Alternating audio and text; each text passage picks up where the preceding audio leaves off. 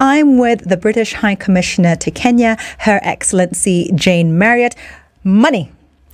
You're never meant to talk about money, religion or sex at dinner parties, Olivia. I am no lady. I'm going to clarify it right now. I am no lady. I'm going straight into the money. I want to find out. There's about 500 billion shillings in investment that your Prime Minister... Yes, he's still Prime Minister, just confirming. Ooh, controversial. He's still our Prime Minister. He's not yet on Shonda Rhimes, because we want him for the next season. Do you watch any Shonda Rhimes? Do you know the one I'm talking about? No. I'm going to remember the name of that show. Okay. But yeah, he's going to make a cameo appearance, I'm hoping. So your Prime Minister, Rishi Sunak, and our President, William Ruto, came to an agreement with regards to investment of approximately 500 billion shillings. Where's that money going?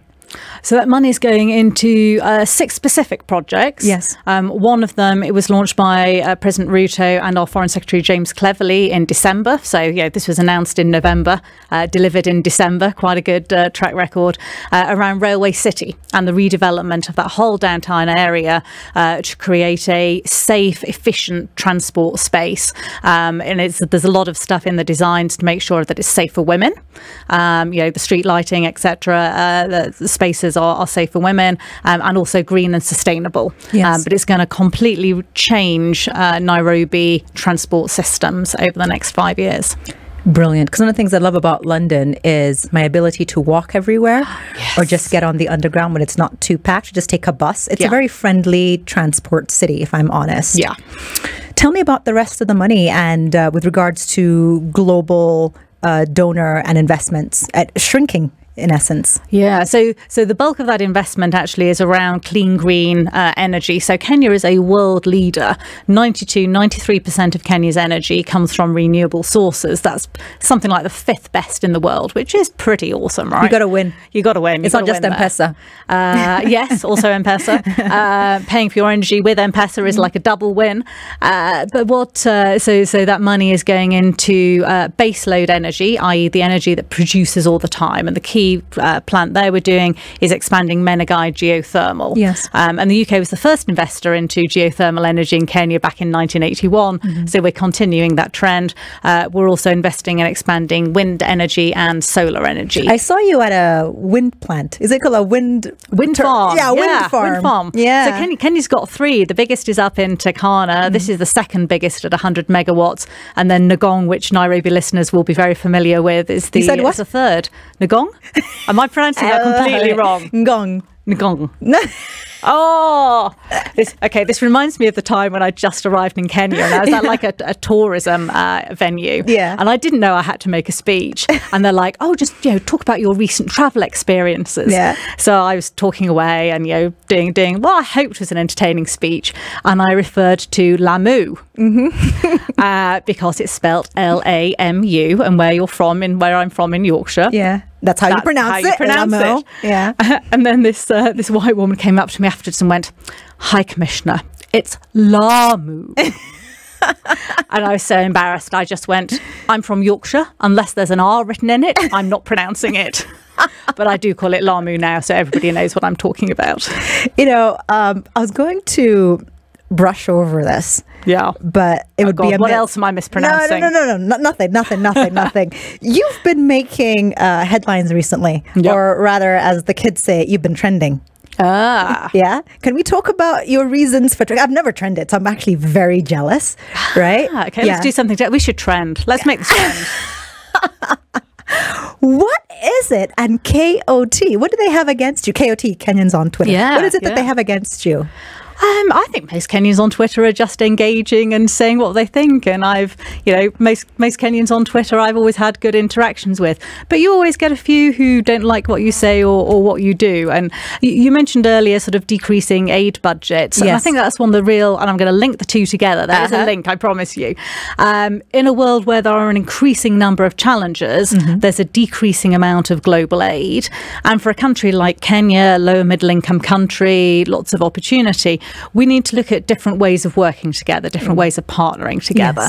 And President Ruto, in his inaugural address, talked about the drought and talked about food security as being key issues for this country, and actually key issues for the global supply chain as well.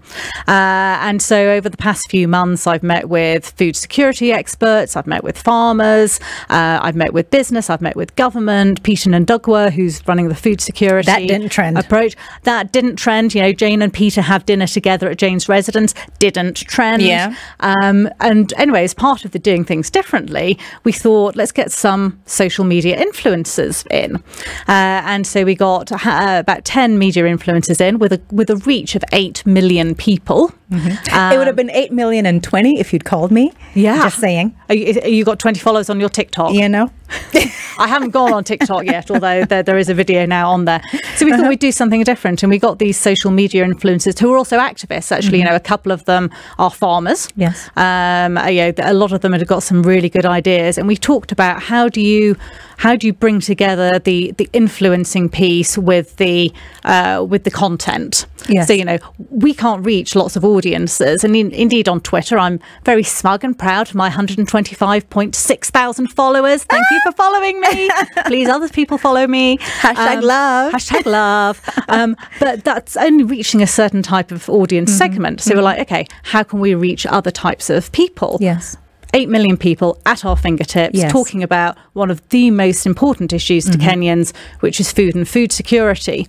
But Twitter, which I think is a bit of a different demographic to sort of TikTok and Instagram and Insta, absolutely hated it. And I just got all of these tweets about, you know, why are you meeting with entertainers to talk about farmers? Are you going to talk to farmers about entertainment?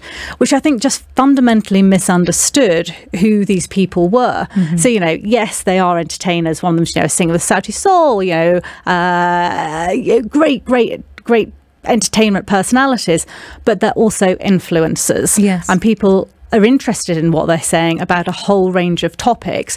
They're activists. There was a credible amount of knowledge around the table. I was a bit nervous when we started doing it, to be honest, with some like, oh, social media personalities, what are they going to know about food security? The answer is a lot. And we came up with some great ideas. It's a basic need. What I always say, if it's a basic need, right, it affects everybody. For example, for women, menstruation, pads, tampons, cups, whatever it is, it affects all of us at some point in our life. So with regards to food security, shelter, security, if there is a message to spread, doesn't matter who it is, share it, let them reshare it. It's for the general good. Right? So I'm glad you said your piece. I'm glad you've clapped back. You feeling good about yourself? Well, actually, a friend came around this morning and she said, oh, yeah, I've got this WhatsApp group. There's like 100 of us on it. And we've been debating your stuff. She said, and about 50% of the people think you're utterly mad and you're a complete idiot and you have no idea what you're doing. And the other 50% are 8 million people now know about food security who weren't really thinking about it before. And my overall conclusion was, it doesn't matter if they think I'm an idiot or the opposite. They're talking about an issue that really matters. And so I'm quite proud, actually.